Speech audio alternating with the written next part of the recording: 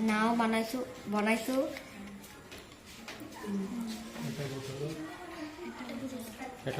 এটা বোতলত দুটা কাঠি বান্ধি লৈছোঁ দিছোঁ আৰু ৰবাৰেৰে টাইট কৰি টাইট কৰি লগাই দিলোঁ আৰু লাষ্টত তুমি এটা ৰবাৰ এটা ৰবাৰ লগাইছোঁ আন এটা বোতলৰ পৰা এটা টুকুৰা ল'লোঁ টুকুৰাটো এনেকৈ লগাই পাক মাৰি এনেকৈ লগাই পানীত নাওখন এৰি দিলে নাওখন আৰু কোনো ইন্ধন ব্যৱহাৰ কৰিব নালাগে আৰু কোনো ইন্ধন ব্যৱহাৰ কৰিব নালাগে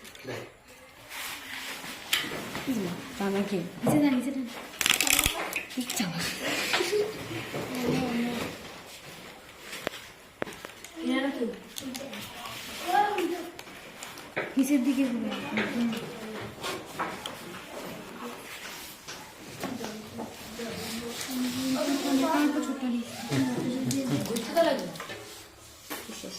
ছোট পাক মাৰা